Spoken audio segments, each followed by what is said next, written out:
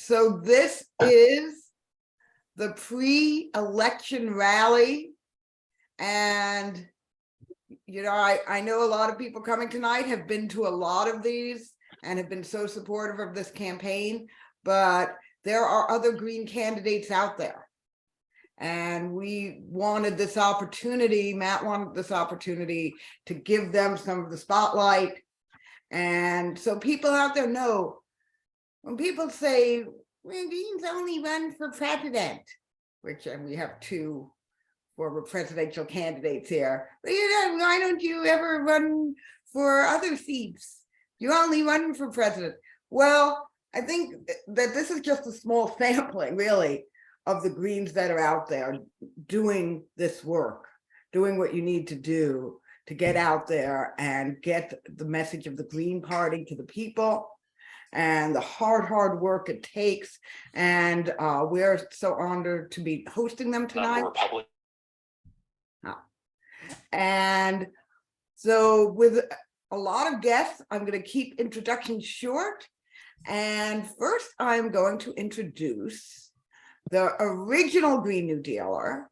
And that's because Howie Hawkins was the first US candidate to run on a fully realized, genuine Green New Deal, not any phony baloney co-opted Democratic Party Green New Deal.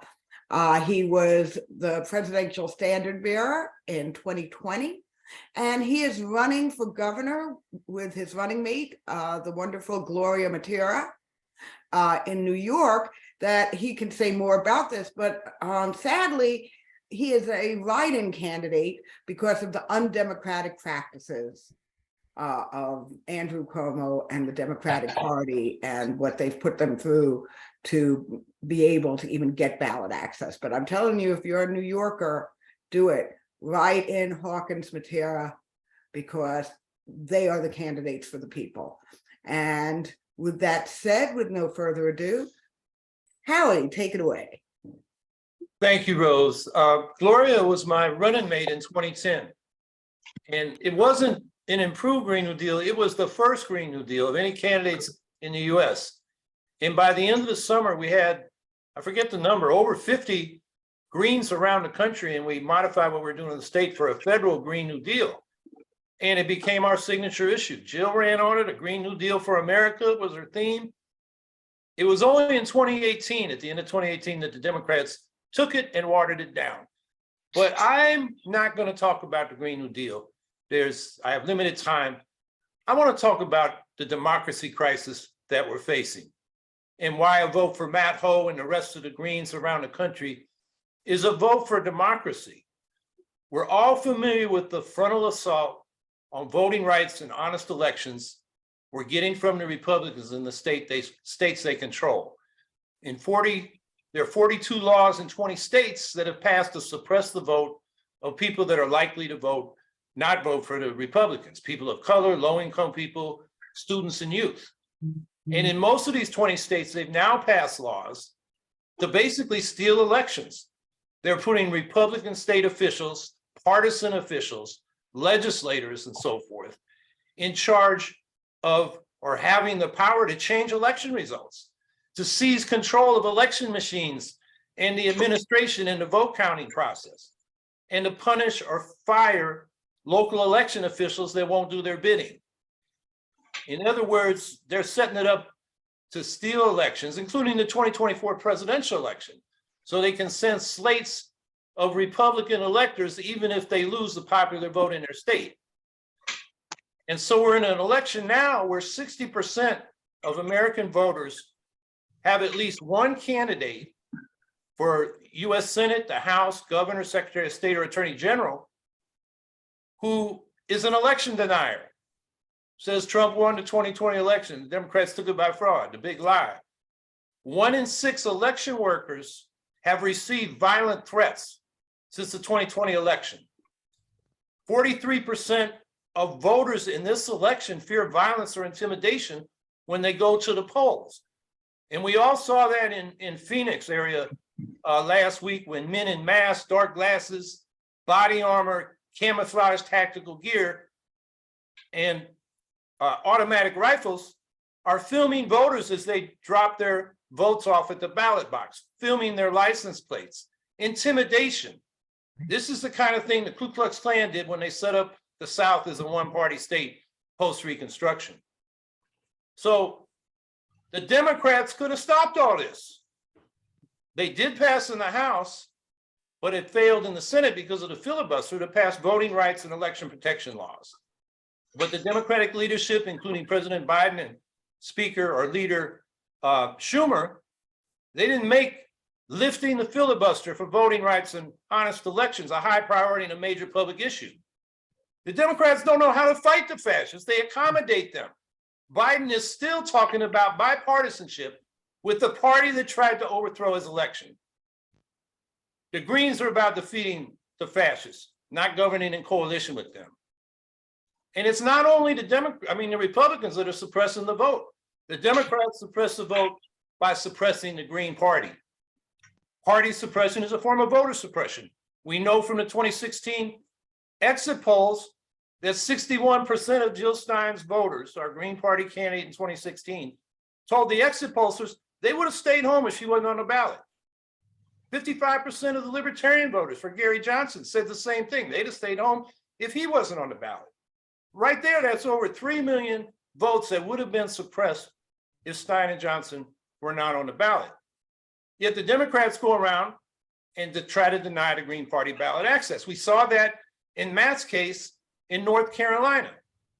And their top election lawyer for the National Party, Mark Elias, had his minions there in North Carolina harassing petition signers to withdraw their signatures, including Democrats who fraudulently represented themselves as election officials or even Green Party members. It's the Democrats who should be charged with fraud. Instead, there is this maliciously contrived investigation of the Green petitions and petitioners and signers by the Democratic majority on the Election Commission. And, you know, it was mean-spirited. So they voted, even though they know Matt had enough signatures to keep him off the ballot. Fortunately, Matt won his case in court. In fact, the judge said that the Democrats aren't coming here with clean hands. It was so obvious. So that's a small victory for democracy. You know, this guy, Mark Elias, gets a lot of attention because he beat back Trump on 45, 46 election fraud lawsuits that Trump's people brought. But he's really just for the Democrats, not democracy. This guy's been going after us since Ralph Nader ran in 2004. Elias was John Kerry's counsel in that election. And the attack on Nader's ballot access is the worst we've ever seen in this country for a presidential race. So he's not about democracy, he's just about Democrats. So Matt's on the ballot, and that's great. We've not had comparable success here in New York. The Democrats in this state tripled the ballot access requirements in 2020. And the independent parties that run our own candidates, namely the Greens and Libertarians, lost ballot access. And we had won double the number of votes we needed to have a ballot line through 2022, but Cuomo and the Democrats changed up in the middle of what should have been our ballot access. So we sued the Greens and Libertarians together on the grounds that the new law was unconstitutional because it violated our First Amendment's free speech and association rights and our 14th Amendment right to equal protection. And the US District Judge, you know, just a Democratic hack, rejected our lawsuit in a decision that had numerous errors of fact and law. And in fact, the cover story on Ballot Access News in November enumerates a lot of those because we appealed to the Second Circuit US Court of Appeals, and we had a 3-judge panel listen to our arguments, and they issued an irregularly brief, insulting and disrespectful decision that was only 2 sentences, basically supporting the district court, which had the facts and the law wrong. So now we're appealing to get the full panel of the whole Second Circuit Court of Appeals to hear our case. But that's a long shot. So in the meantime, we're writing campaigns. In New York, 2022 is the first time since 1946, and the only other time since 1891 when they started issuing state certified secret ballots that only the Democrat and Republican candidates have been on the ballot. And actually that's become something of an issue. I mean, just in the last day I've spoken on PBS, public radio, New York Post, New York Times had a story. So it's a controversy, and I think it's something we'll be able to reverse by legislation after the election. But in the meantime, anybody listening from New York, go down the column to the very bottom, there's a little box for write-in Howie Hawkins, Gloria Matera, and keep the writing within the box or it won't count. And it's small, so you're gonna have to write small.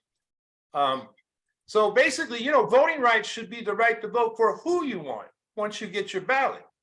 And that's what the Democrats are suppressing. But even with fair ballot access, we have an election system that is exclusionary.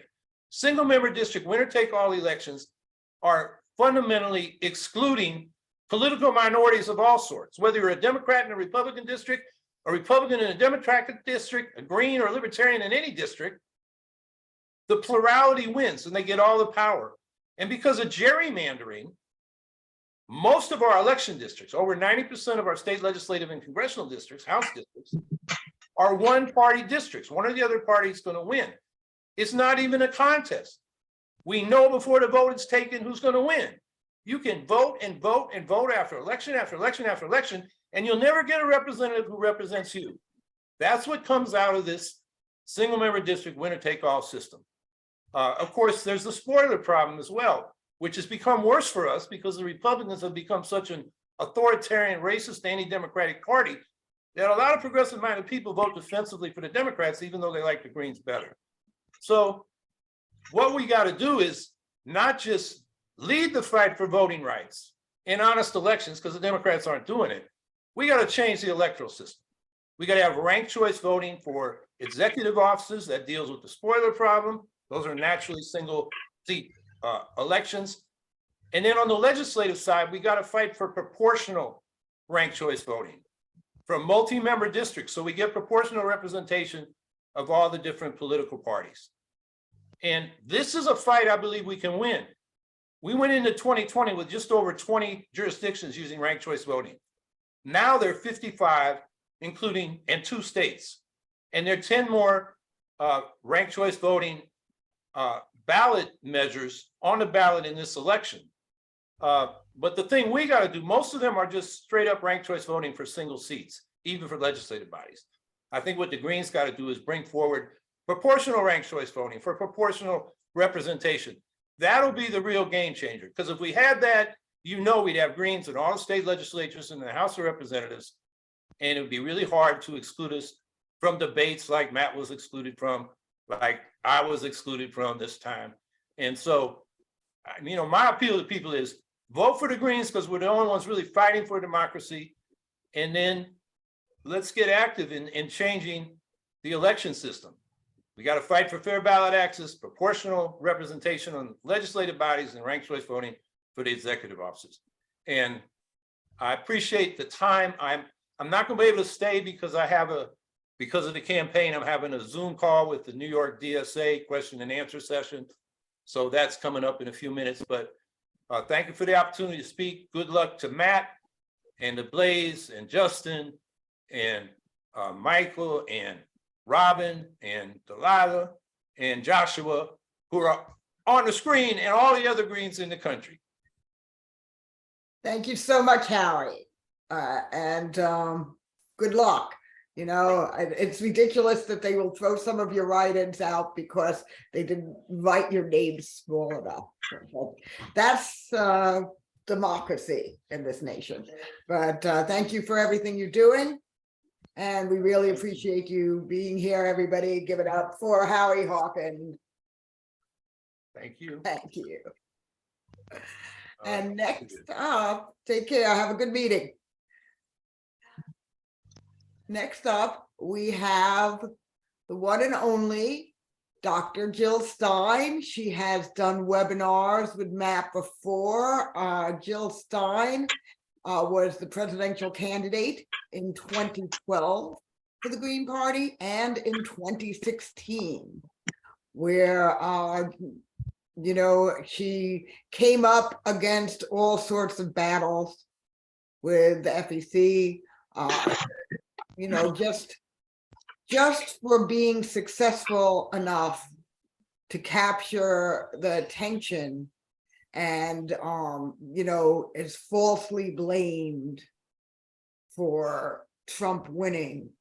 And I find that very sad. And one thing I remember that year when I was supporting Jill Stein, people would tell me I was misogynistic. I say a self-hating woman. I've gotten self-hating Jew a lot over the years, but I was getting self-hating woman because I wasn't voting for Hillary Clinton. Jill Stein happens to be a woman. So I'm actually casting my vote for president for a woman. But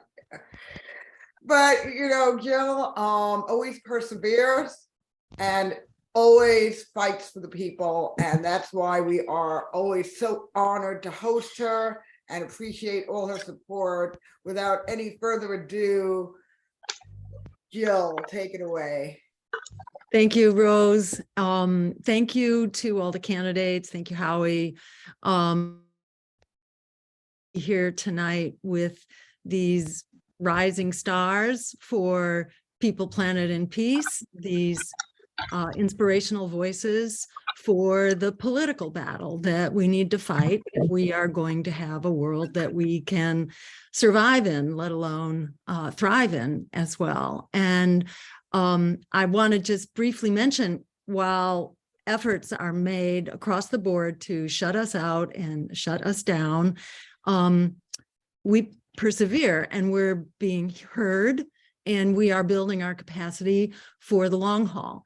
And I want to mention in particular Howie's debate that he was in with the Libertarian governor candidate, I don't know, 2 days ago, something like that, which you can get to through Howie's website or his Twitter page. But it's a really wonderful, inspirational debate. And I want to mention also Matt's interview this morning with Rising, which was just amazing. It was a phenomenal interview. It will make you so proud of him and his whole campaign, but really of us as a party and what we're about and how right we are for this moment.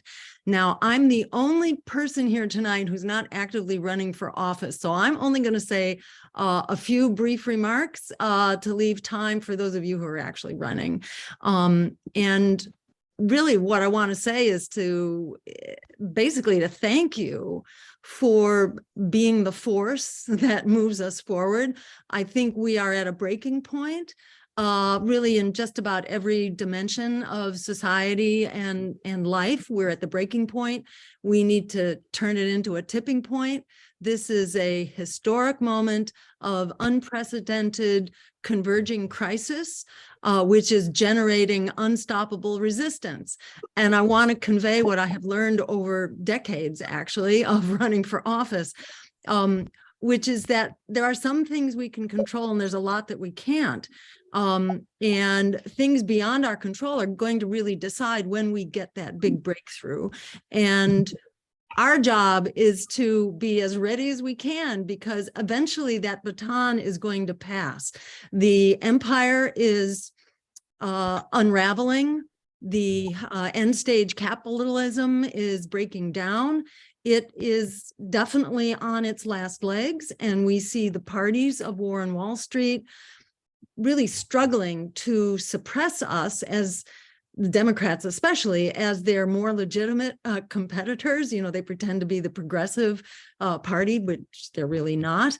And they really are extremely threatened by us because they really know that their days are numbered, and it's really just a matter of time. And watching minded of how ready we are and how really timely our message is. And you can look at recent polling, whether it's the latest, I think it was a Pew or a Gallup poll, I don't remember which, that was done this year, showing an unprecedented 62% want an alternative party because the major two are hijacked by corporate power and are not serving the people.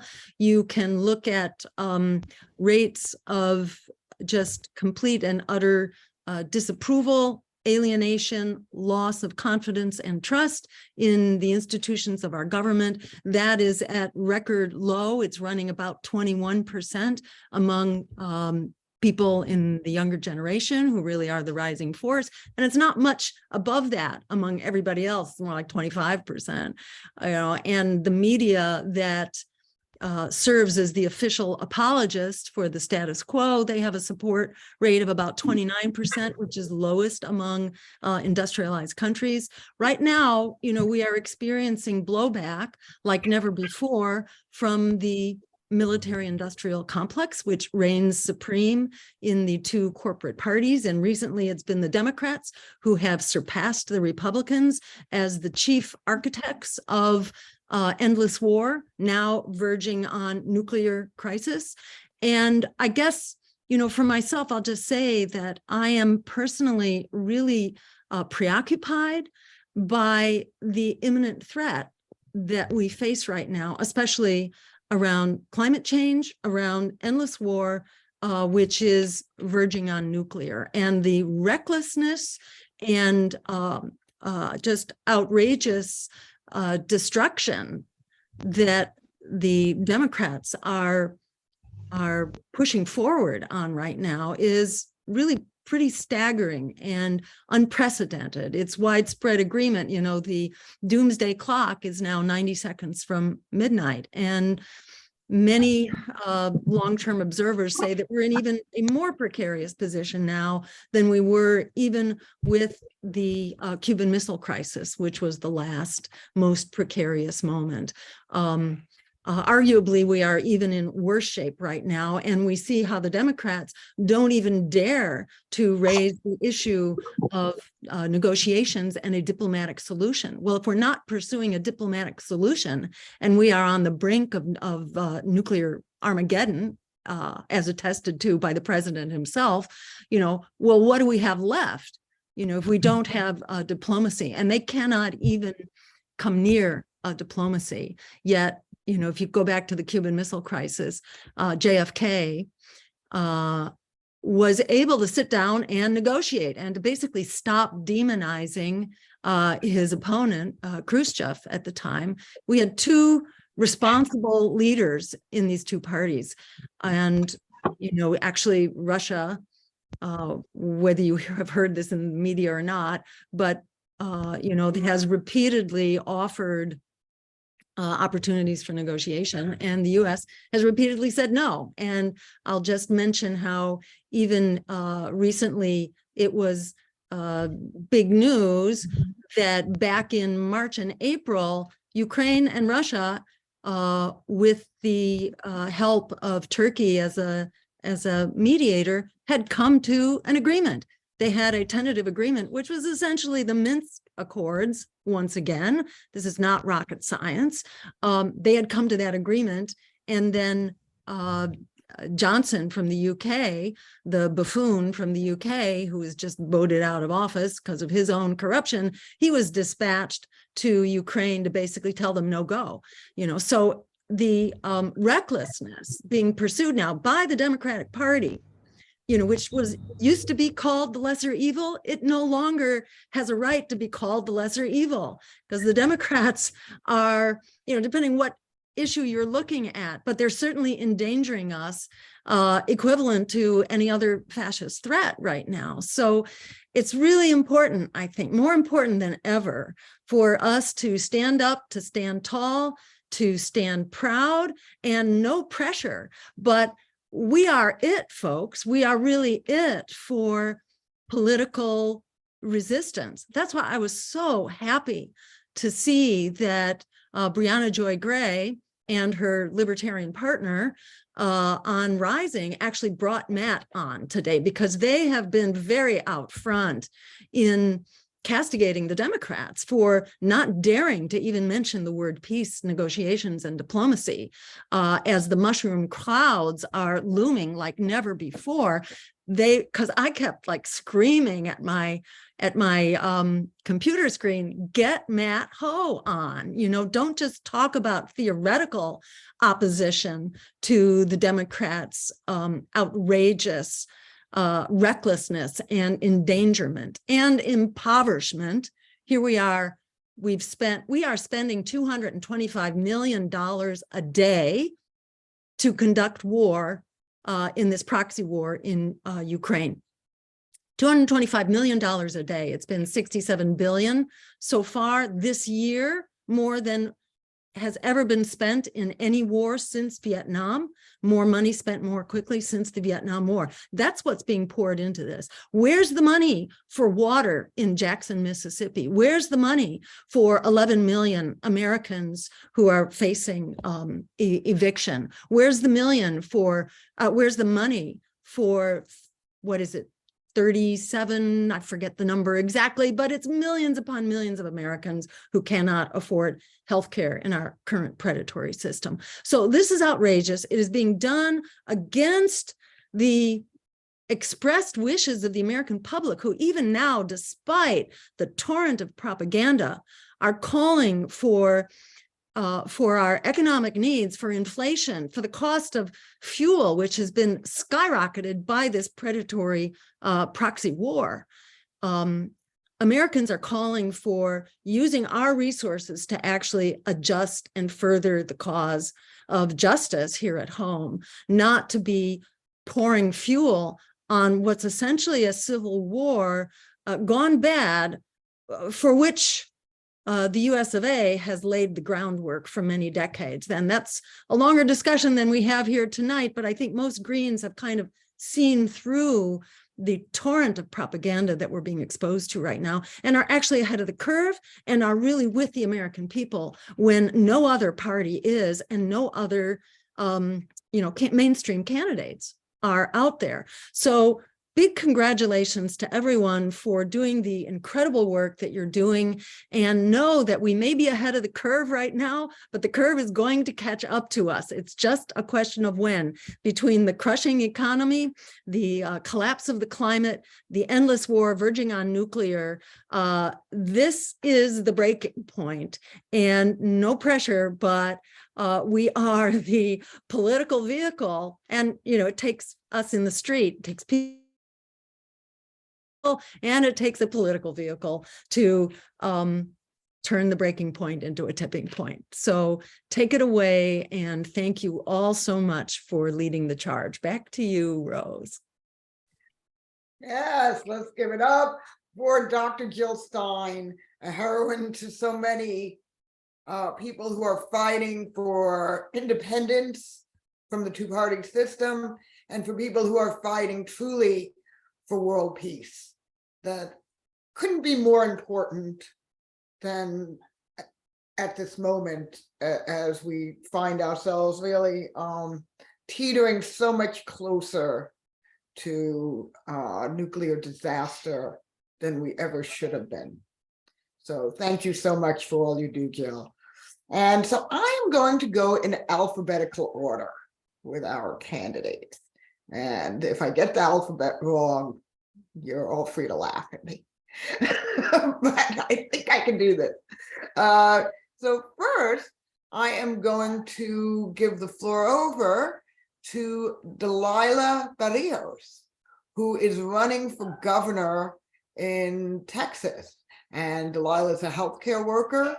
I've had the opportunity to get to know her some, and she's, a wonderful person with a big heart who got into this because she was seeing the breakdown of the healthcare system firsthand as a healthcare worker, and decided that for her children, for future generations, that she had to step up. And I'm so proud that she has run as a Green, and that she keeps on keeping on. And without further ado, Delilah, take it away. I apologize. I was like, oh, Blaizen's going to go next. Thank you so much for inviting me here. And it's always such a pleasure to be involved with these rallies, in support of each other. I personally, to speak on the systems that are so outdated, the sexism and the patriarchy, and people that are still afraid of socialism and things like that. I happily challenged that when I voted for Jill Stein because she was the best person on the ballot, and I had no, you know what I mean. I feel like that struggle, that challenge hasn't really changed since that time. In fact, it's only gotten worse. So it really is important for us to do this. It's important not just for us to have ballot access, but to really do what we can to empower people to feel like it's their right to challenge the systems as well. Not just us in the political sphere, but everybody has a right to challenge these systems that cause a lot of damage to them. I myself, as a hospital worker, I mean, working in trauma is something, it takes a bit of, I don't know, it's a reality check working there. You know what I'm saying? We see things that you won't see all the time, and we encounter situations that are unavoidable sometimes. And then sometimes we encounter situations that are completely avoidable, like people not having healthcare, like people having unsafe working conditions, people not being able to be in charge of their own medical rights. We lost access to reproductive health care last year in this state. And it wasn't until some of the, corporate parties started talking about this and the Supreme Court let us down that, oh, now it's an issue. Now it's on the ballot. It's not on the ballot. It's not on the ballot this time, and it wasn't on the ballot before. It's just been used as a wedge issue to gaslight and fearmonger people into voting for these establishments that do not care about our people. And that's the problem. And it's hard right now, and there are a lot of challenges, but I see something very beautiful happening that we need to pay attention to. The working class is rising up. We have strikes happening all over the country. People are done with this, system that doesn't benefit them. Union membership is rising. People are advocating better for themselves, and they're tired of this charade, this two-party charade that does not represent them. So, as Greens, it's a bit of a struggle, but it's such a valid struggle to keep fighting this fight. Democracy is not going to die as long as we're around. And we're making a lot of noise. And I know every Green that I've met has that capability. And I'm really glad to be in a lot of troublemakers and agitators and freedom fighters, because that's where I need to be. That's where I feel most at home. This is where I feel heard, is amongst my peers who understand the real struggles of being a working class person, or somebody, who doesn't really have a lot of privilege. We're the ones that have to hold the line for those who don't have time to educate themselves on what's going on, who don't have time to go to direct action, things like that. We have to toe that line and make sure that people have a chance to have their voice heard. Most of the people that are voting for me don't like politics at all. They don't like politics. They don't participate in any of the political things that we were talking about. They're worried, they're concerned, but they don't have time to do a lot of the things that need to be done, right? Because we're all being burdened by the crushing boots of capitalism. So they, this is something that gives them hope. They're like, I get to vote for somebody who cares about me. I get to vote for somebody who, is anti-imperialist and challenges the prison and military industrial complex every time they get a chance. Somebody who advocates for missing, murdered Indigenous women, somebody who speaks to the issues that face all of our communities on the regular. These issues are not going away, and they're certainly not going to be remedied by either two corporate parties. They're not going to speak to these issues. And so not only do we have to offer a voice to people who don't have one, but we have to keep fighting the fight for these policies that need to be implemented however possible. If you can't, I like to tell people that statewide single payer is on the ballot here in Texas.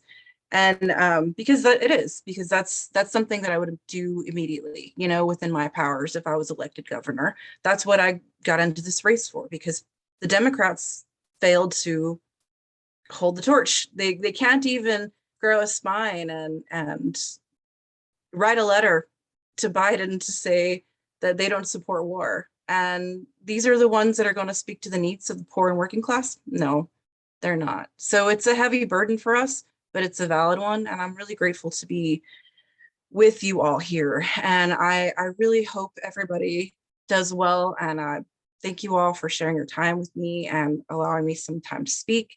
Again, my name's Delilah Barrios. Please vote for me if you're in Texas. Tell your friends and family that there's a working class woman on the ballot. So you have a voice too. Thank you.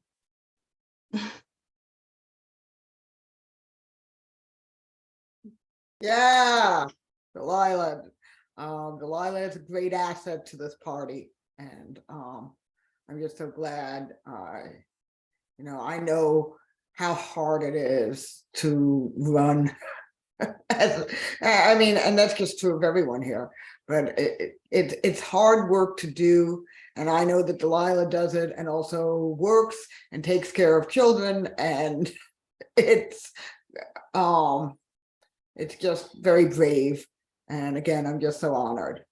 And, you know, I wish I were in Texas because I wish I could vote for you for governor. Thank you. That means a lot, Rose. Thank you so much.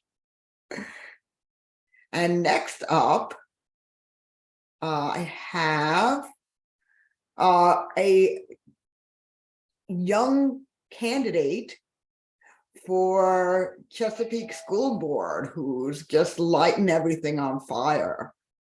And they have, and it's right there in their name, Blaizen. And they have a really excellent chance of winning this.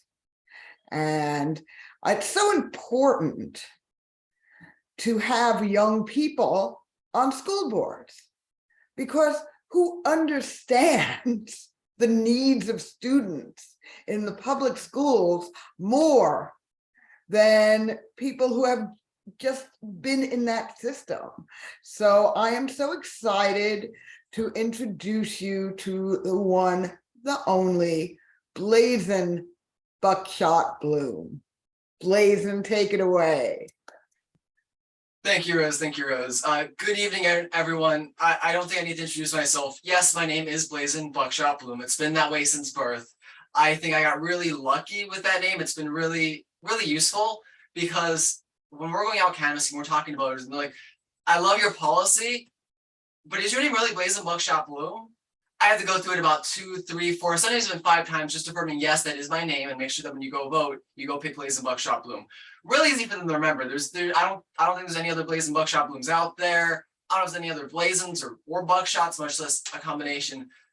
That's always great. But a main theme that we've been hearing tonight has been that of democracy. And I've had to think a lot about what is education? What does education mean? What is it? What does it entail? Because across the country, I know within my own race, we've seen a lot of ideas that education is this basic concept. It's reading, it's writing, and it's arithmetic. And I gotta say, that couldn't be any further from the truth. Because when we're talking about democracy, a strong democracy is built on the foundation of a strong education system. We see countries collapse or autocracies form when the population isn't educated, when they don't know how to think for themselves, or rather when the whole struggles to understand that. That's what we're seeing. That's why we're seeing such a massive attack on public education in our country. We've been seeing it since before I was alive, since before I was conceived, but it's certainly ramped up in recent years. Why? Because our democracy is getting ramped up on its attack too. Because they know that if they want to succeed, if they want to have any chance to succeed at destroying or continuing to decline our democracy, they have to finally put the final knife in the back of our public education system. And let me tell you, I refuse to let that happen. This is one of the strongest nations on the planet just because of how the past 100, 200, 300 years have gone. And if we want to stand any chance at tackling the issues facing our time, facing our generation and generations to come, America has to be at the forefront. When it comes to tackling climate crisis, we are the largest contributor to climate change. When it comes to tackling global wealth inequality, where is some of the most gross wealth inequality in the richest country. And much as you want to talk about supporting developing nations, that cannot happen unless America finally understands that we have a major role to play. Because though we may not have been the colonizers, we have continued on with the colonial legacy in our country. And again, until people understand this, they will never understand why we're fighting for these issues. So long as our education system fails to teach them the truth of reality of history, that will never happen. But furthermore, education isn't, again, limited to academics, because we've seen people struggle. And when you're struggling, you can't get involved. You can't fight for what's right because you're too busy trying to make it from day to day, whether that's economically, whether that's mentally. The pandemic made that so much worse. Yes, it was always a problem. I can speak firsthand to that as a recent graduate of high school rather, but this has always been a problem, but it's so much worse. And why do you think people are fighting so hard? Why do you think the union movement has made so much progress compared to the past few decades? Because people are tired, because people know that this is a turning point, because we know that either we lose or we win here today, because it's the turning point. Because COVID is what made everyone realize that things were only going to get worse unless we stand up and we fight for what is right. And so that is why I'm running. Because our students, our youth, our future needs to understand that they have the power, that they have the place in our world to make that change, to be that inspiration, to be the deciding factor to prevent our world from continuing down this dark, dark path, and to finally move forward, to continue on the work that was left off at the end of the civil rights movement, to continue fighting for a world that understands that climate change isn't just an issue, but takes radical change to address it. That's why we're all here today. That's why we've been fighting for years and years and years, for our lifetimes, because we know that that is what we have to do to create that better world, because we care about one another, because we care about our communities, because we care about our children, our families, our friends, and that's what inspires us to fight. So be sure to not just go out and vote, because that's stupid. The Democrats say just go out and vote. Don't just go out and vote. Go out and fight. And not just help us get elected. Don't just be activism, because if people want to see a world, the people they care about need to be able to fight for it with them. And direct action doesn't just mean making people notice. It means helping your neighbors. It means building community, because that is how we're going to tackle the crisis of our age, by coming together, by working together, and by creating that change. Again, Blaizen, Buckshot, Bloom. Yeah. Blaizen, the Green Party is honored that you chose this path to come to this party. You know, I know you're somebody, and I think there's people here who will know what I mean when I'm saying this. So take it as you want.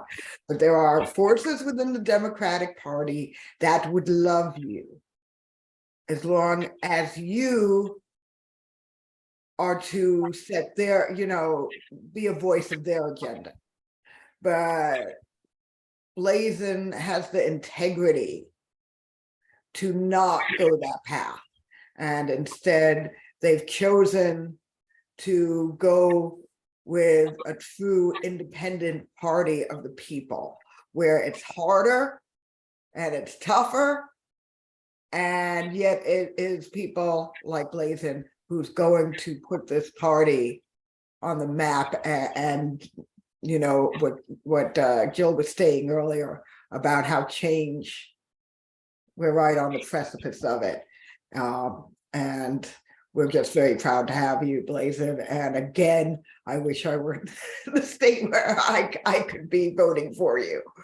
So everybody give it up for Blaizen, Buckshot, Bloom. Woo! Thank you so much. And next, I just muted myself. That was not smart. Next, we have another candidate from North Carolina. And Joshua Bradley is running for Raleigh City Council. And while he is running in a non-partisan race, and the reason I know this is that he was the only Green, and while we were having this battle, who was able to run because of the nonpartisan nature.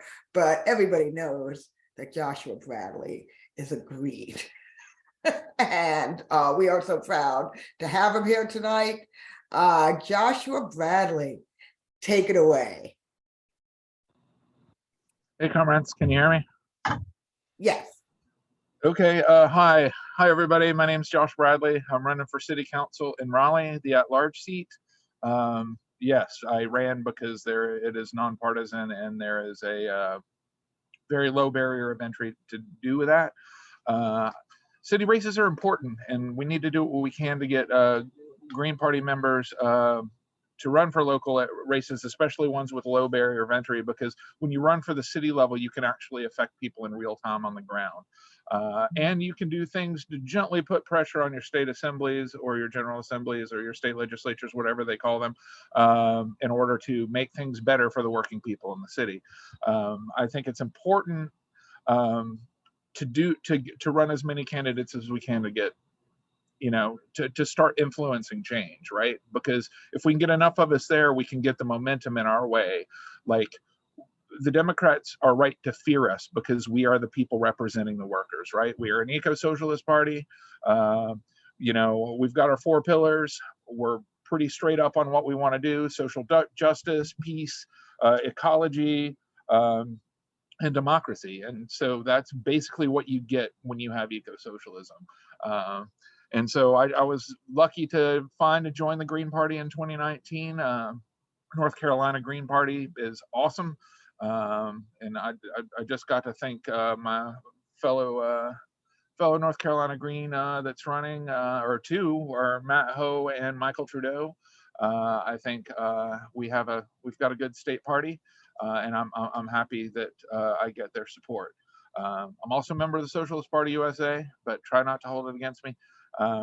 Anyway, right now in the city of Raleigh, and in a lot of cities around the country, especially growing cities, people are getting pushed out. They're being pushed out by large-scale gentrification that is happening, and it's happening just at the will of the developers in Raleigh. They are developing it would be one thing if they were developing housing that was affordable to workers, but they're not. It's luxury housing, it's dense housing, which I don't have a problem with if it makes sense environmentally, but they're building, like, they approved very dense, very tall luxury housing adjacent to a nature preserve. Like, that doesn't make any sense environmentally. But if you built dense, affordable housing off transit, that would make sense, especially if it was affordable to the people that do the work in the city. We're at a unique time in Raleigh, and I'm sure in other cities, where people are saying that people don't want to work, but that's not true. People just can't afford to live in the city for the wages that they're paying, including city workers. So it is incumbent upon the governments of the cities, of the states, and of the country to make sure that the city is a place where we can all live and we can all, thrive. Unfortunately, a lot of cities are going in another direction. They're trying to develop for the wealthy people so they can take either developer money or whatever to get elected. But I think it's important that we as Greens and as eco-socialists, that we need to keep those high in the mind, that we are not just an ecological party. We're not just anti-war, we definitely are, but we are about social justice and democracy. We need to reinvent policing. We need to have city-built public housing for people that can't afford it. We need to make sure that everybody can live in the city that works here, and we need to make sure that we need to have a place and a system in place to make sure that we can take care of ourselves. Because when it comes down to it,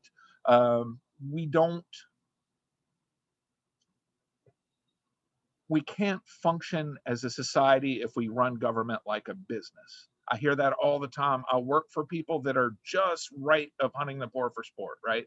Like they are super conservative, and all the time they ask me, Josh, like, we just need to take risks and blah, blah, blah. And no, no, no. What we need to do is, as a city and as a state and as a country, is to prioritize the people and the residents in said cities, because government isn't here to make money, and it's not here to make money for anybody. The city is here and the government is here to make sure that we take care of the people. And anytime we move from that, we're not doing the right thing. So thanks everybody. I would encourage everybody that can, that has time. There's generally a low barrier of entry in municipal governments and county governments, and especially in states that that are getting a lot of problems from the Democrats mainly.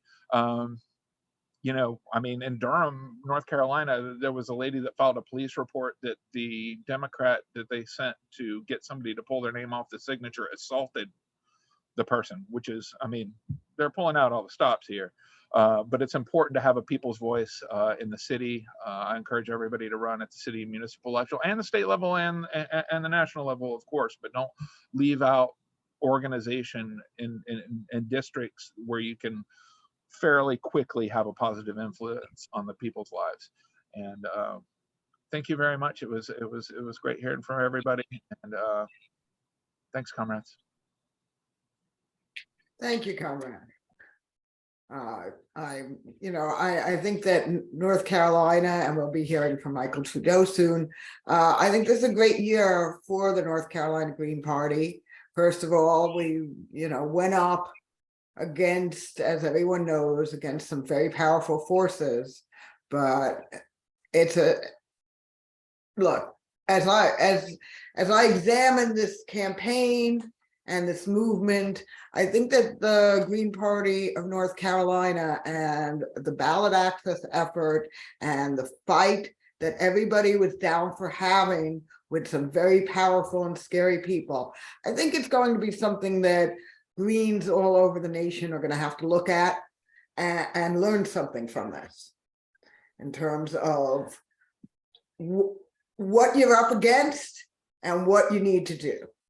So it's a really great year for candidates in North Carolina Green Party, and thank you so much for being a candidate of the people, Joshua Bradley. So next up, and I do have to keep, as people get added, my alphabetizing skills have to keep being updated, harder than you think. But Ashely Esposito has joined us. We were not sure if she was going to be able to make it because she's real busy campaigning for Baltimore City Board of Education. And this is a very important thing. We have Blaizen running for school board, but to have true progressive voices have a place in our school system, which has become ever more unequal and unfair, and is doing less and less to educate our children and more to simply, give them a place to be while their parents work. And I mean, without getting into details, during the COVID crisis, during the height of the pandemic, that was so clear because they were basically saying, well, we have to send kids back. The parents need to work, as if the schools were just babysitters to assure that workers can get to work. And there was very little concern for things like safety and human lives. So that's why, again, we have a wonderful candidate, and I'm so glad you were able to join us tonight, Ashely. So without any further blather from me, Ashely, take it away. Hi, thank you for having me. I literally just got here from the end of early voting. So yeah, it just ended tonight at 8 o'clock. So yes, I'm Ashely Esposito. I'm a mom and community member. I co-founded a neighborhood wellness association in Southwest Baltimore. Like, that's how I got started. And I ended up finding the Green Party through one of the candidates that ran named Josh Harris. And I was also a volunteer on Franco Mueller Paz's campaign and social media shenanigans. Yes, you probably got a message from me to retweet things. And so like basically what led me to run is anytime that I've been in a leadership position, it's been because other people have nominated me or pushed me to do it. It's not like me jumping into the ring myself. So I've been working in coalition groups on legislation around yeah, Baltimore Greens are the best. Yes. I always say like specifically I'm a Baltimore Green. So yeah, I've been working on legislation around democratizing our school board, bills with students and community members. And I've also done a lot of legislative work in reproductive justice. So yeah, ultimately, like when they were talking about who should run for these seats and who would be a great ally on the school board, like my name came up. And of course I had a conversation with my family to see what they thought. And my husband was like, yes, do it. And I mean, it is a little bit of an advantage that, you know, it is nonpartisan because, you know, there is like a bit of a stigma that comes with Greens. And I think that is more attributed to like me personally, like what I would like to see is like a party as a whole really meet people where they are and kind of like understand that a lot of people are coming into, or one, a lot of people do want a third party option, but at the same time, they're currently registered as the parties that we are in opposition to. So, I mean, if you're a registered Democrat or independent or another third party or whatever, like I have found that it's easier to pitch the party if it comes from a place of like, this is what we stand for, this is how we're qualified, versus saying, oh, just oppose, oppose, oppose. So that's what I really want to bring to the conversation is just like I've talked to a lot of the Baltimore Greens about what it looks like to normalize Greens in leadership. And a lot of that is like running off of your own merits and your own platform and just showing that you're equally qualified and not so hyper focused on all the things that are barriers to your participation in leadership. So yeah, I think by running winning campaigns and also giving our candidates space to run their campaign without the burden of like carrying the party on their back. I know I've talked to some of y'all in the space about that, is that like to have the branding and the communications more so be from the national level and then us just be super focused on ourselves as candidates is a better strength and a better like distribution of capacity overall. And I think that over time, like if we kind of edit some things and like look at what we're doing great and where there needs to be improvement, I don't think it's impossible that like a bunch of people are going to be in leadership positions in major cities. Like I'm running in Baltimore City. We had 8 candidates starting out. I came in first place, and I think there's like a 6,000 vote gap between me and second place. And part of the reason I feel like it happened that way is one, I was able to get major endorsements from the AFL-CIO because I am a union member, AFT Maryland. I got the endorsement from the Baltimore Teachers Union, but I also have support from people of all different party affiliations. And the reason why is because they know how I show up. They know that I can work across, you know, like party lines or whatever, but they know that I'm not going to be like, I'm still going to hold my ground. Like, I'm still like not going to compromise, like, you know, my values. So yeah, I would like to see more of that where we kind of like take things that work. And also, you know, one of the things that I plan on doing after this campaign, regardless of the outcome, is taking what worked and actually creating like a candidate document that we can share so that candidates are better prepared. Because I feel like nationally, that's one of the things that I hear a lot about is like all of us are trying to reinvent the wheel and learn how to run a campaign effectively. But I 100% want to share that. But yeah, I'm very happy to be here, and you can visit my website and see the full platform, which was actually developed by Community Conversations. Yeah, like I truly believe in the like leaning into the community organizing and let that guide like the work that you're doing.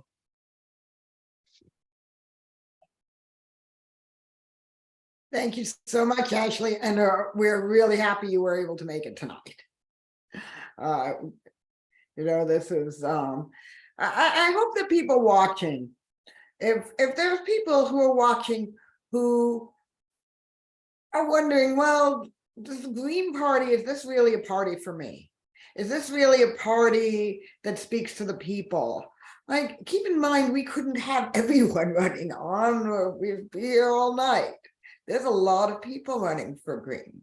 But look at these powerful, powerful candidates that we have. And these community activists who are taking back our nation, taking back their communities for the people, not for the moneyed interests. So I hope that people who are on the fence, do I want to be part of the Green Party? And look, let me be honest, when my late husband first joined the Green Party in 2012, I thought he was joking or something.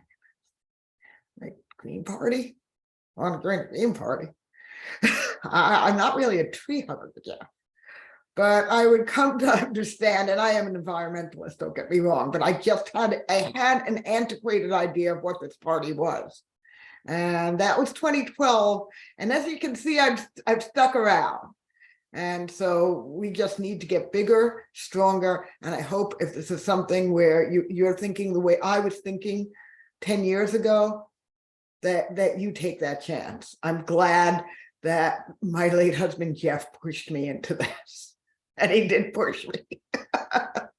But next up, we have somebody who is not, for transparency's sake, is not only a great candidate and a great leader, but somebody who's one of my dearest friends and comrades in the world. And I was part of the Florida Green Party for many years. I only left Florida last year, but for many years, our leadership was Robin Harris, was our co-chair.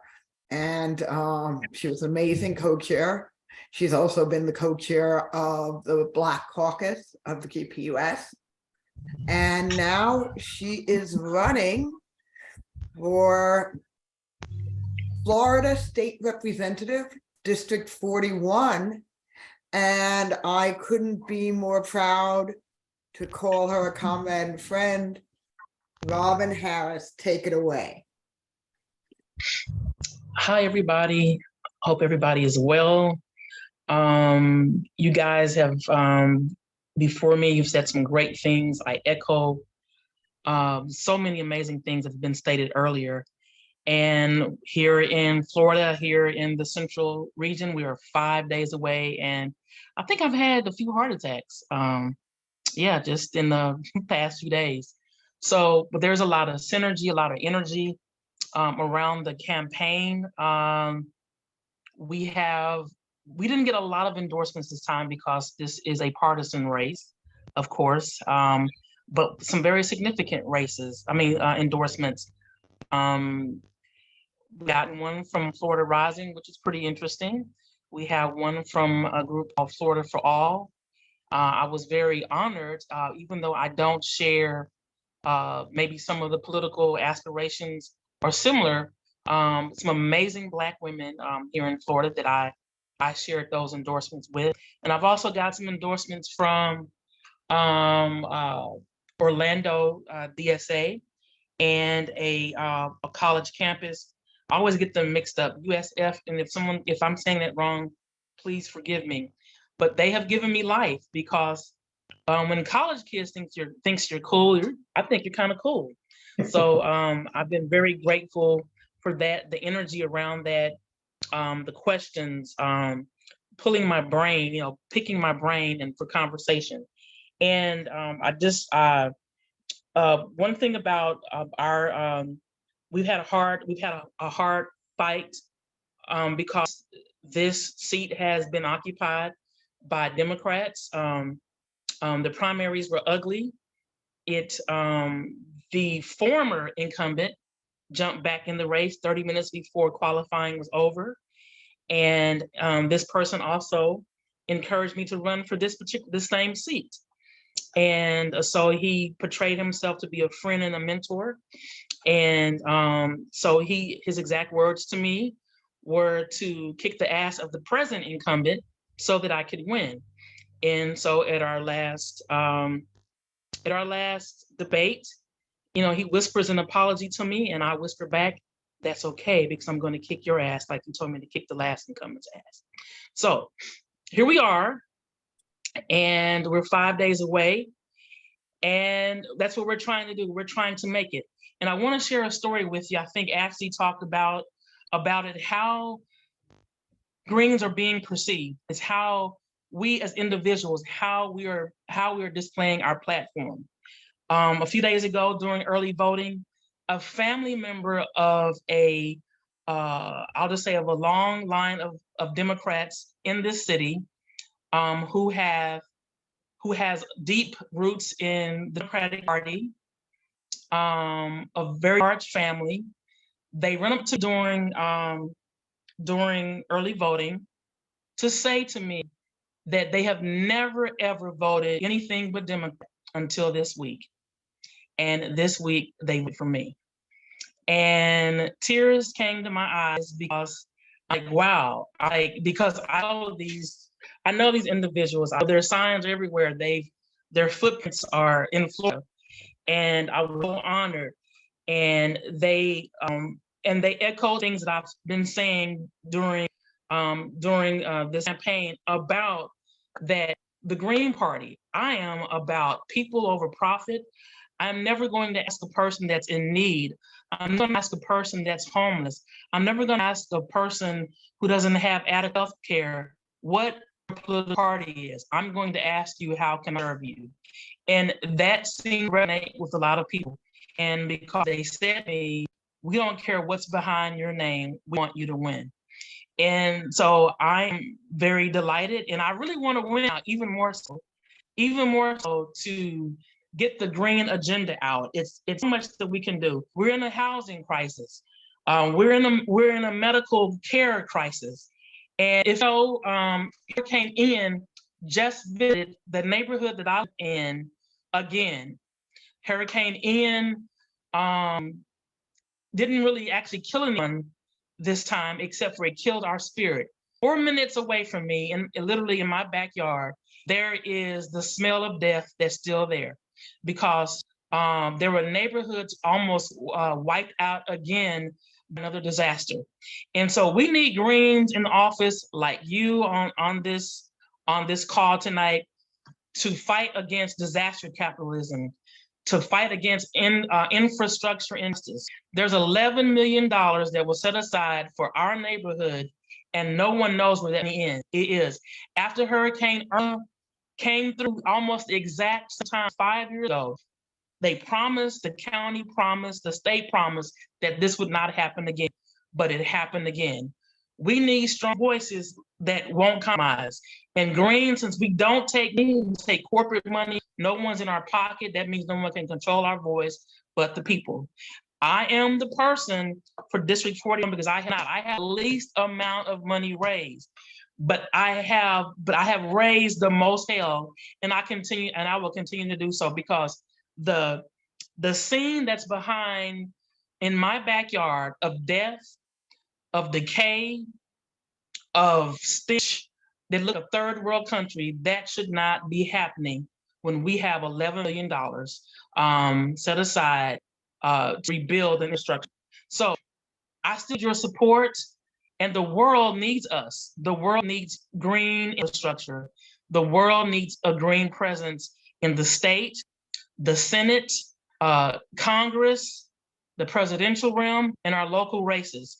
And I'm asking all Greens, not just now, in the future, we've got to learn to build a stronger infrastructure where each candidate that runs, that we can feel strong and that we know that you have our backs. Because when a career Democrat decides to switch their vote for something they've never voted before, that is an indication to me, and it should be to you, that the times are changing and it's time for us to stand.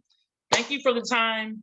And I'm wishing everyone the best. And please, please, please, it ain't over yet. So please visit me at robinharrisforflorida.com and drop whatever you can. I would definitely appreciate it.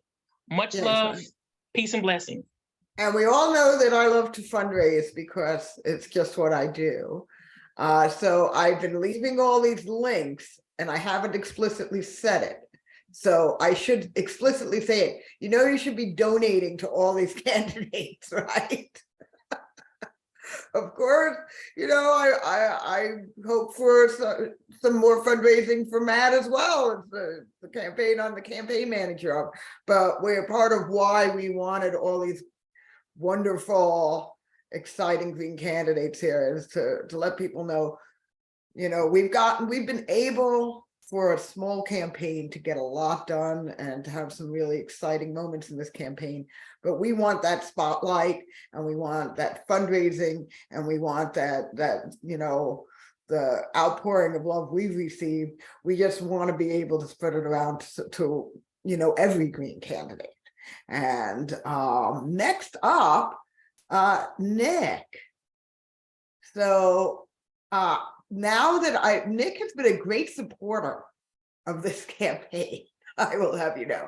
And I have never gotten Nick's name right, but this will be the first time I will hear Nick speak and he will say his name and I'm going to get it right. Going forward, Nick is running for State House, District 13 in Hawaii. And Nick, start out saying your name so that I never get it wrong again. I know you also go by Nick, so that's why I know it's not like insulting, but I'd like to get your whole name right. And thank you for all your support. And I'm so glad that we were able to work this out. I just love that you're here.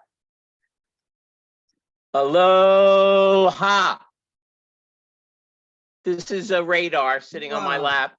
I want to thank Rose for all this organizing.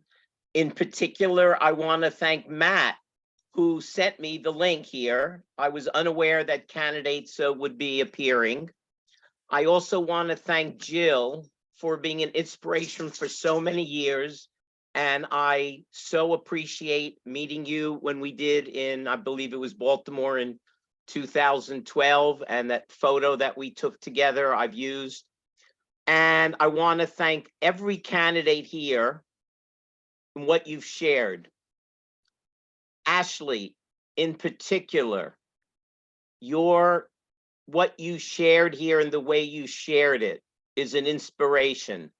I have mentioned to family of mine in Catonsville and in Towson to mention to their friends in Baltimore to give you a vote if they are in your district. Here in Hawaii, we do not have elected school boards, they're appointed. And the specific thing I want to share, you've noticed, Rose, I'm avoiding saying my name because all you have to do is pronounce every letter. And having been a teacher for 30 years, just look and pronounce every letter, you'll get it correct. At the end, maybe I'll say I'm it. from Brooklyn originally. My Well, original where do you language is think- native Brooklynese. These Where things do you are think I got this accent? I was smart enough to be born in Brooklyn, lived there All 3 right. years, Manhattan Beach, Sheepshead Bay, then moved across the George Washington Bridge to Fort Lee. Yes, this accent's not a Hawaii accent. I do want to figured that go one a out. little sideways. Matt, your inspiration to me is just beyond words. And so I appreciate that when I listen to PBS and they ignore your campaign, I get in touch with public TV and let them know.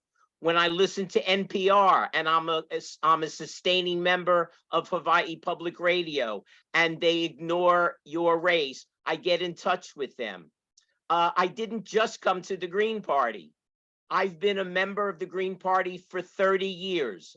I was one of the first 4 candidates on Maui and one of the first, I believe we had 16 candidates in 1992, the first time the Green Party was on the ballot. We have been on the ballot now for 30 years. And sadly, this year is our last year after 30 years of continually having ballot access. We're going to have to petition in 2 years.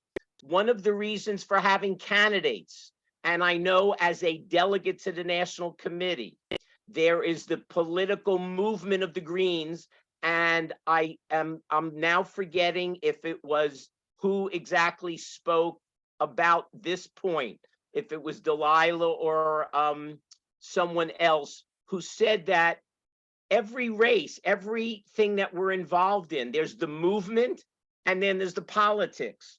So in Hawaii, we don't worry about access to voting. You see this? This is my ballot. It's sitting right here. And it's nice when I get the ballot that it's got my name on it. We don't have to worry about so many things here because, for example, the Greens, when there is an event, I get invited. I've worked on that for 30 years on Maui, so people know the Green Party exists. In other places, you're trying to get noticed.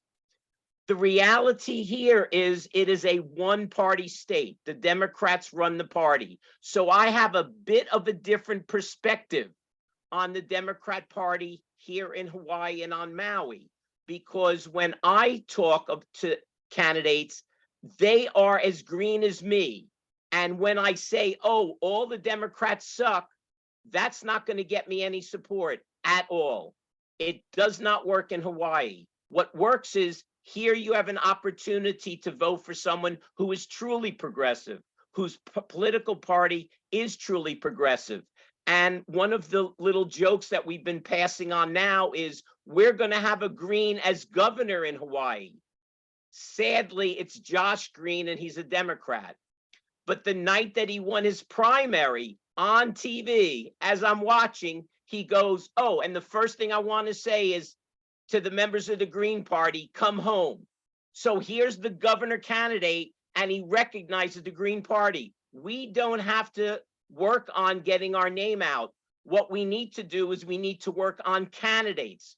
And I'm so proud this year that when I invited 4 candidates who are running for the state house on Maui, one of them said, oh, yes, they all pulled out papers for Democrats.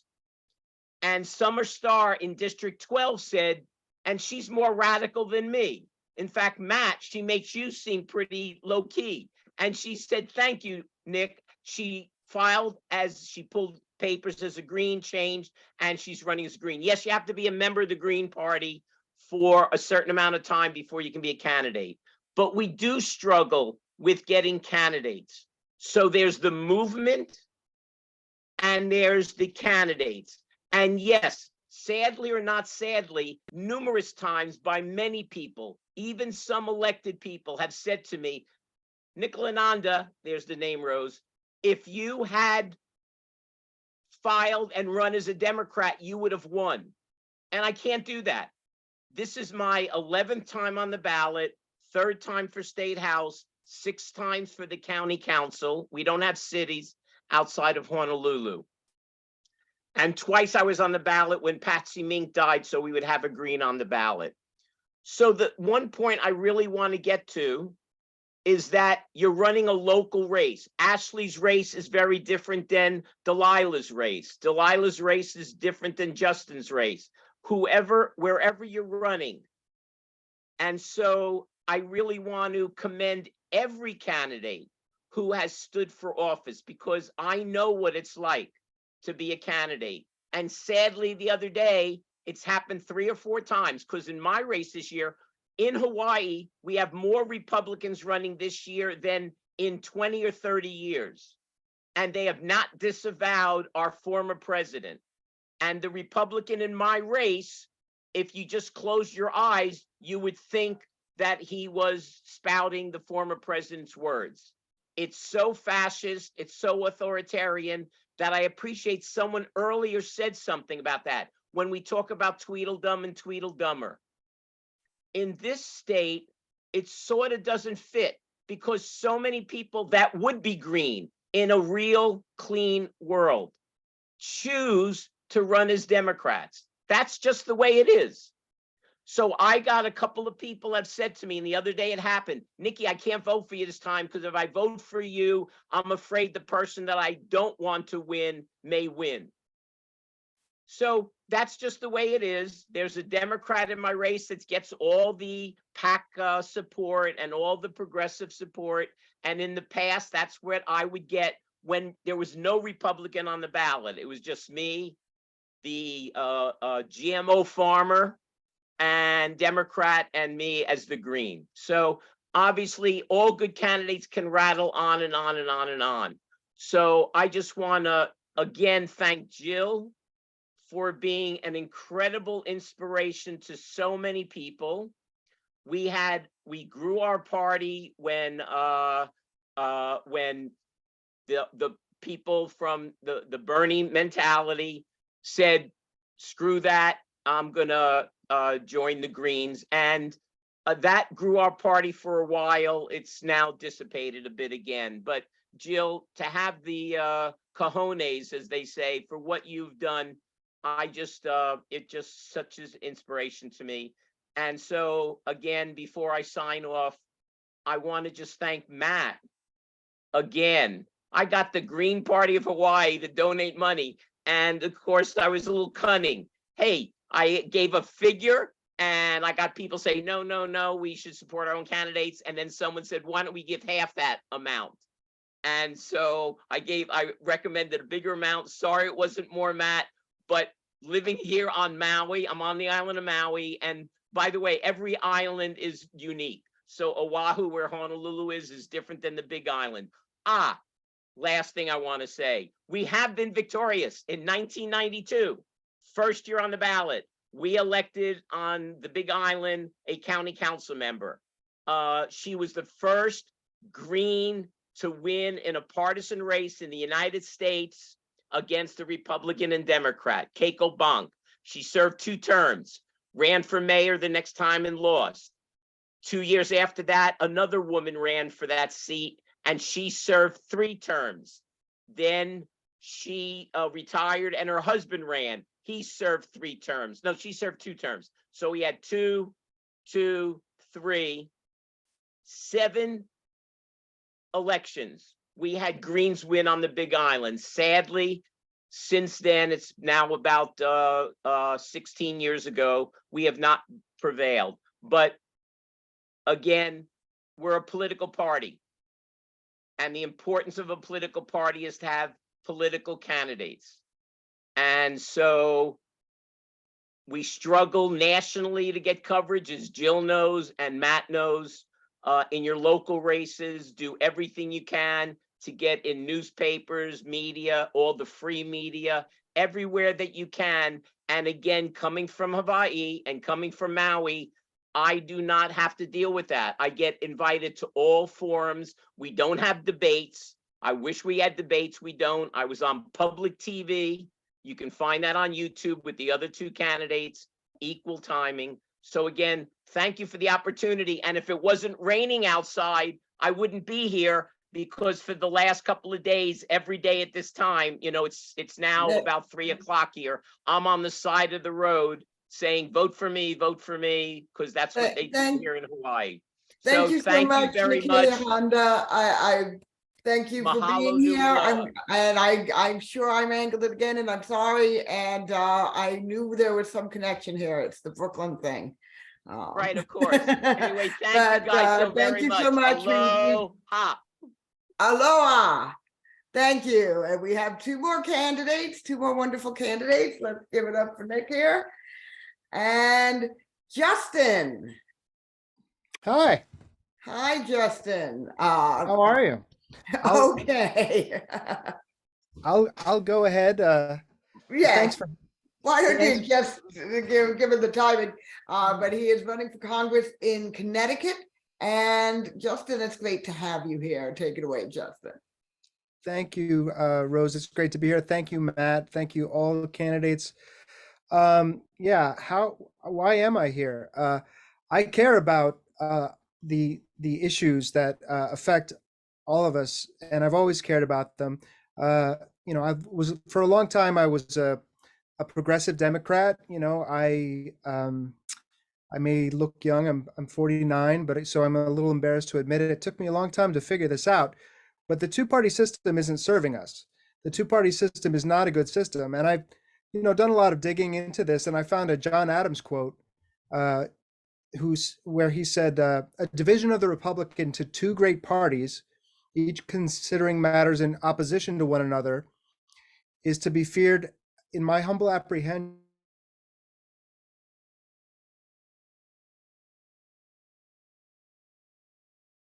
Justin?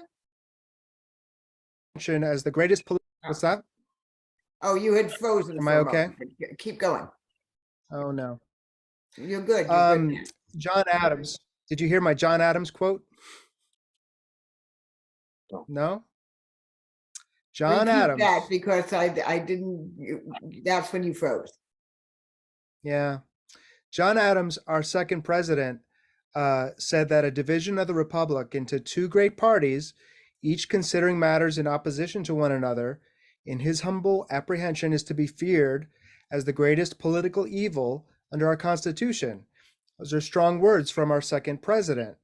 But I think he appreciated that that the dynamics of a two-party system are inadequate, are not representative, are dangerous to our democracy because it's unrepresentative. You know, I'm running for Congress. My representative is Rosa DeLauro. She's in the 3rd district. And, you know, if I voted for her, I'm not voting for my values. If I just look at the two candidates on the ballot, the Republican and the Democrat, and choose the one that is less, that I dislike less, you know, and just vote for the Democrat, I'm not voting for single payer because she doesn't support single payer. I'm not voting for a reduction of the Pentagon budget because she doesn't support that. So it took me a while, but there were a lot of inspirational things that happened to help me understand that I needed to join the Green Party. And it's really the best decision I've ever made, short of, you know, marrying my wife and so forth. But a lot of great, you know, Jill Stein, you were one of the original inspirations for me. You know, I want you to know that you are inspirational and you speak so eloquently the things I believe. And you know, your influence has a cascading effect, you know, and all of our influence has a cascading effect. And we never know the full influence, the full extent of what our influence is going to be. But we influence someone and then they go on and take some actions, and then it cascades, and there's a domino effect. And so we all do the best we can. We do what we can to try and move the ball forward for environmental justice, economic justice, social justice, peace, and to improve our democracy. You know, Howie brought this up about our democracy crisis. I think about this a lot, and I believe it's a lot more than just the money in politics has been a reason for many people to lose faith in democracy for a long time. But what's not as well appreciated is that the two-party system is a reason many people have lost faith in politics, because, like I was saying, they don't feel free to go to the ballot and vote for what they really want. I was a frustrated, you know, Democrat for most of my life, you know, not seeing my vote not even go towards the policies I really wanted to see. And I wasn't free to vote my values.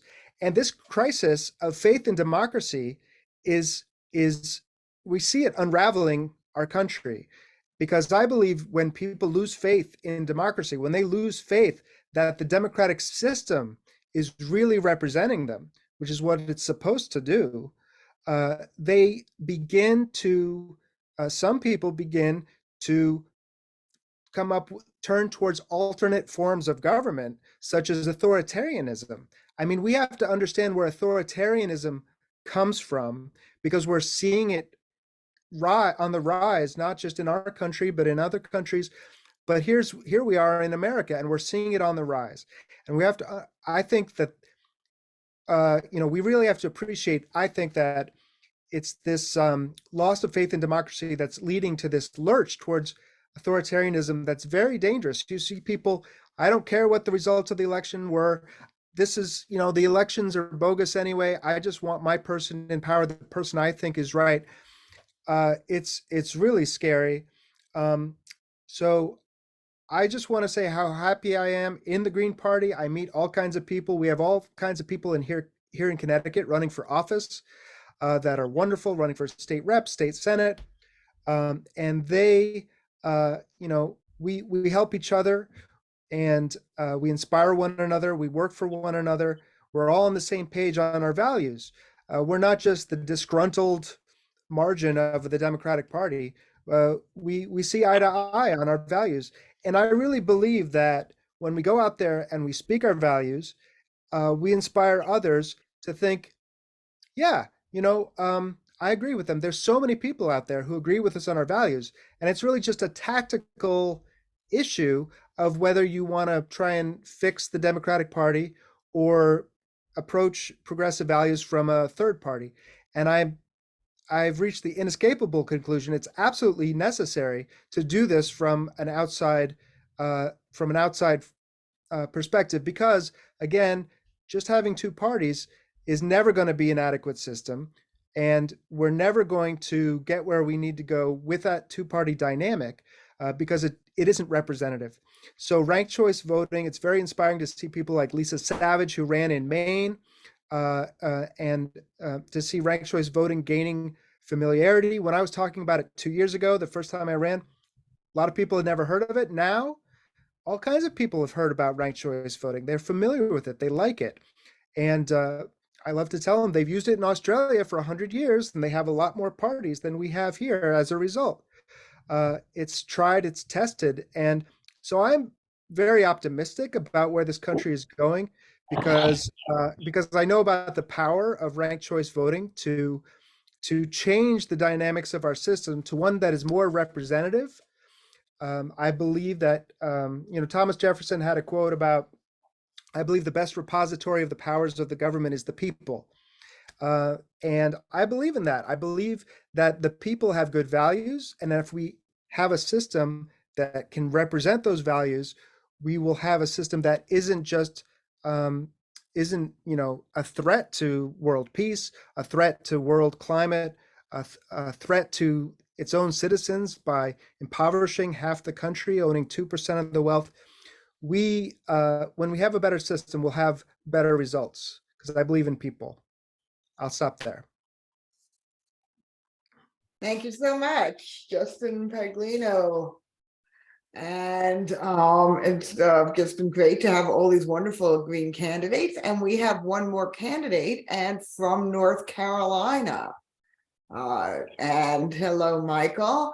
Michael Trudeau, like Matt, needed to win that battle to be on the ballot as a Green. And again, as I said earlier, North Carolina Green Party,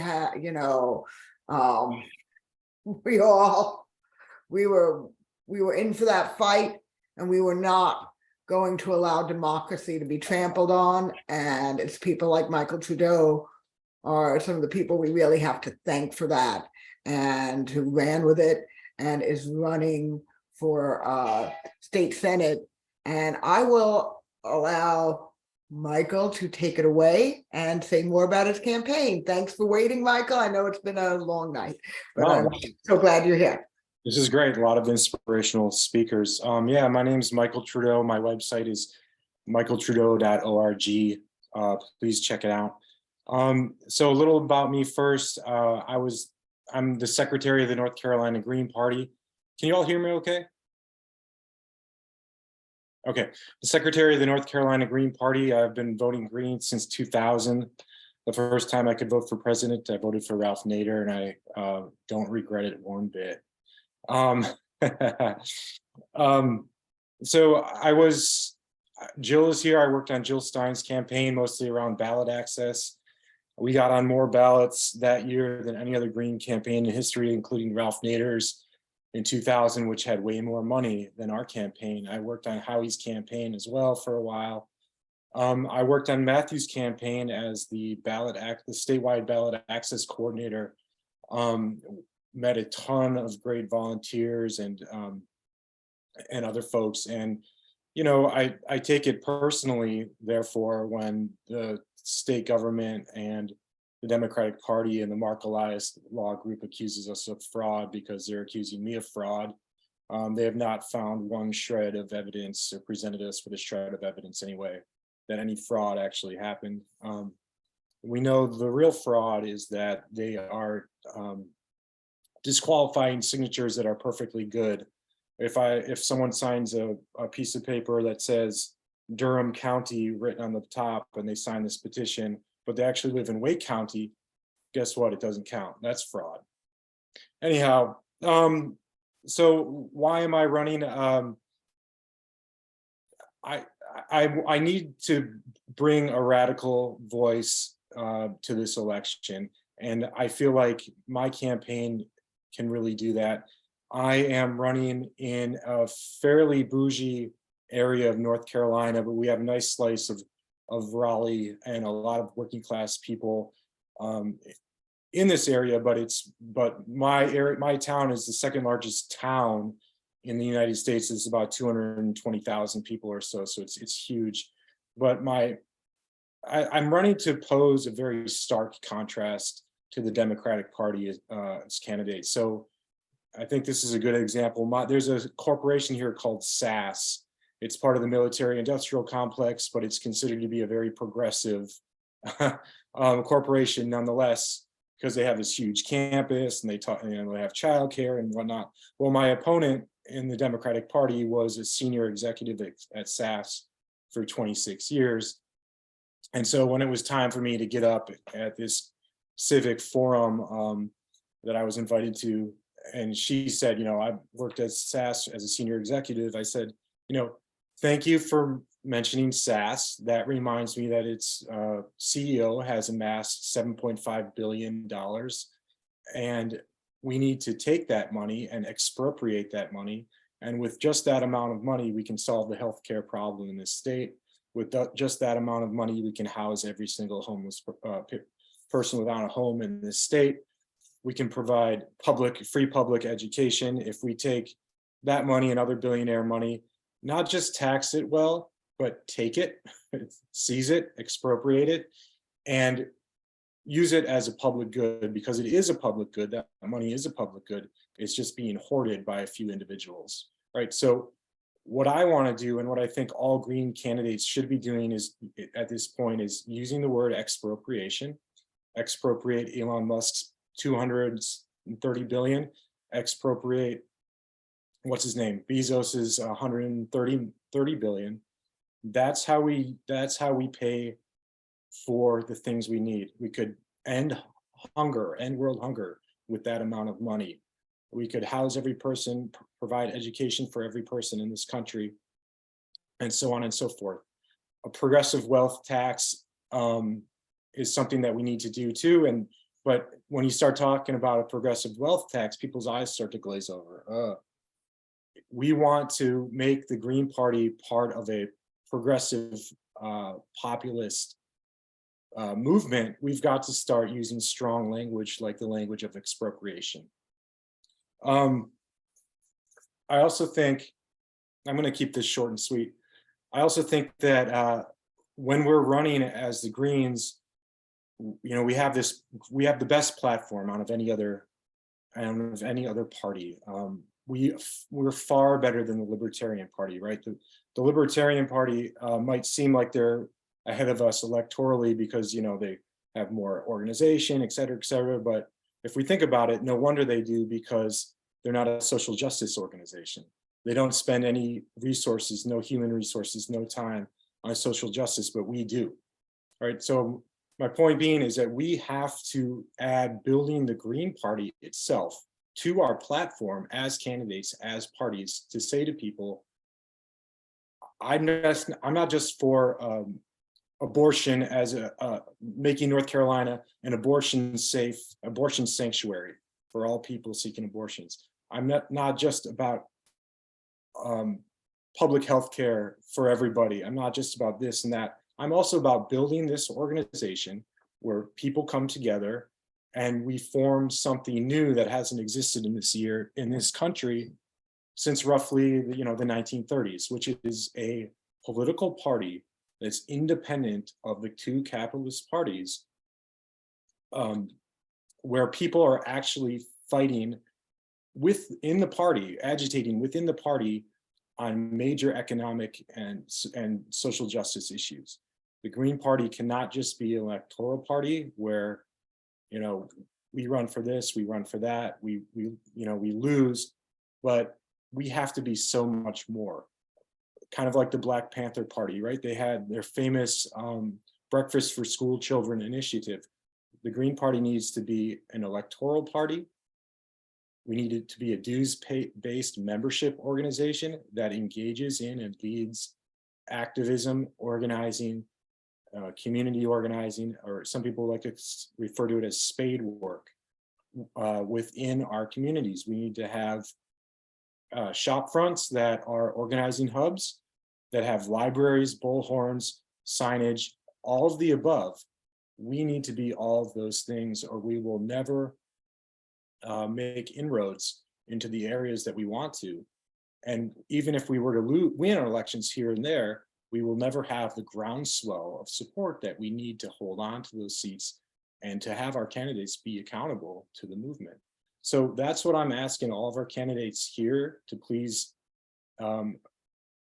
make the Green Party itself part of that infrastructure, building that infrastructure part of your platform. Make your state party's platform include building the Green Party, building an independent political force to challenge the two parties of capital.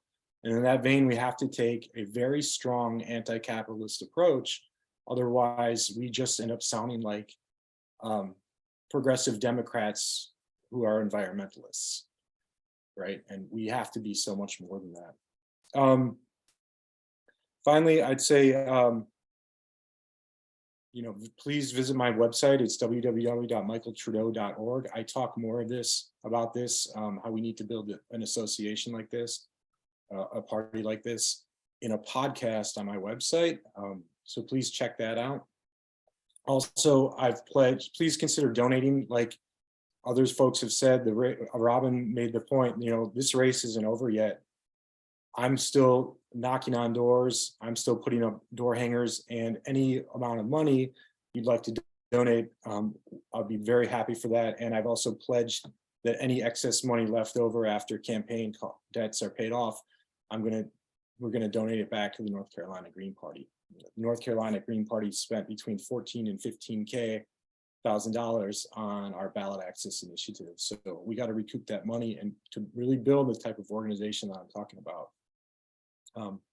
So yeah, please consider doing that.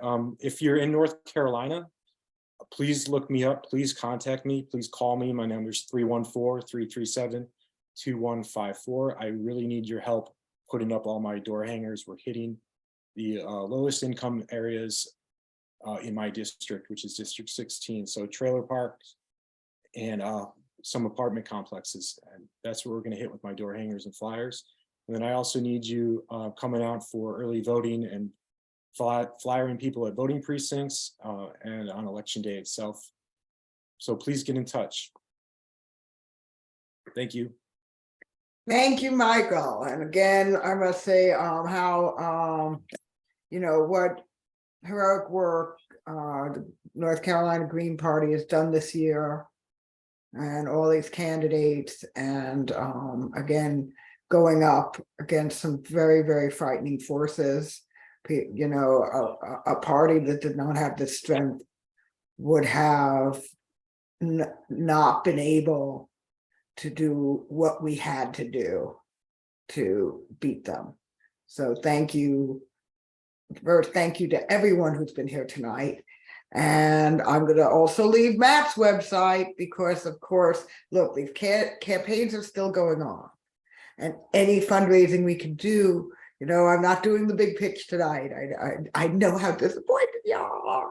I know how you enjoy my pitches for money, and I enjoy doing them. But I wanted to make sure that people knew we want to spread that. Please give to Michael, give to Delilah, give to Robin, give to Ashely, give to Joshua, give to Justin, give to Nick, give to Blaizen. Give people who are running all around the country because, as I say every week, the Democrats and Republicans, they have all the dark money in the world. And that's what gives them so many advantages. And that is why they are not beholden to the people. They are beholden to those corporations. But candidates like the ones who have been here tonight and like Matt Hoh, they are beholden to the people, and the people need to invest in our future. And so I'm going to hand it over to Matt for some closing words. Thank you all for sticking it out. I'm leaving Matt's websites for every candidate has been left here tonight multiple times. So please do check everyone out and give. Thank you so much. Matt, closing words from you. Yeah, thanks so much, Rose, and thank you everyone for being here, both the my fellow candidates, Jill, Rose, and everybody who's taken part in this as the audience. Many of you have been to a lot of these for us. We've done, I don't know, 15 or 16 of these over the campaign. Some of you have participated before. And then, like I said, a lot of you have showed up every week and supported us. And that means the absolute world to me. And I know it means the world to a lot of people on this team. I don't even know where to begin with everything I heard tonight. I am just so thrilled that you all were able to join us. I think what we've seen here tonight with my fellow candidates is, look, if we can get resources behind these people, you're telling me they're not going to win? You mean you're telling me you don't give Blaizen or Ashely or Delilah or Josh or Nick or Michael or Justin or Robin the same resources that our Democratic and Republican opponents have, and they don't win? I mean, you put Blaizen up on a debate with anybody, they're not going to win that debate. You know, the same with Ashely. You know, you give Delilah the same resources that Greg Abbott or Beto O'Rourke have, and we don't have Delilah Barrios as the governor of Texas. I mean, so this is what we have to do here. We have to continue to build upon what's already been built upon, right? Continue to build that foundation out, build that infrastructure, build these networks. Because you see the talent we have here. You see the people. And the thing about it that pushes these people, my fellow candidates, I know this, is because when you're out there talking to folks, and we're out at an event, you're out at some festival, you're out at some candidate forum, and you make a connection with a voter, and you're, honest to God, the first politicians they've ever talked to who cares about them, because the reason why you're running is because of people just like them. We're all here because of people we love. That is very clear. I can say that about everybody on this platform here tonight, both in the audience and participating. We are here because of people we love. And when we're out there campaigning and we meet people, we meet voters, the look in their eyes, when that resonates with them, and that's why we're doing this. So the campaign websites for these really fine people, these really great candidates, these really great green candidates that would make a difference in their communities, in their states, nationally, globally, are in the chat. I'm going to post it again. Please, if you could help them, please do so. The other thing too is if you're anywhere near any of these people, if you're in North Carolina, South Carolina, Virginia, Tennessee, you're able to get over here to North Carolina and knock doors in these next few days for Josh and Michael, that will make a huge difference for them. The same with Blaizen, the same with Ashely, the same with Nick, right? The same with Justin. I mean, in their districts, if you can get to their districts and knock doors for them in the next few days, that will make a very, very big difference for their campaigns. And then even for a case like Delilah down in Texas. I mean, yeah, big state, lots of people. I don't know how many people you got down there, Delilah, but you got a lot, right? If you go and knock doors for Delilah, what you're doing is you're building out this network. You're bringing people into our community. And what I'd love to see is in a couple of years from now, we do this again, right? 2024, and we've got many more candidates. And more importantly, what we need to build out is we have many more Rose Robies, right? We have many more campaign managers, many more treasurers, many more media experts. You know, all the people working on the back end to do this. We have 4 people on the back end coordinating this for us. We've got Dave, AP, Fred, and Ryan. And then I got folks working the chat like Janie Akari, who is you know, I tell you what, about this campaign, the best thing has been the people and getting to be involved with some people that have really touched me, right? Who've really inspired me by their work. And Janie is one of them, you know? So, you know, you go and knock doors for Delilah, you may be meeting people who we bring into our community, who help us build, who help us grow, who help us win.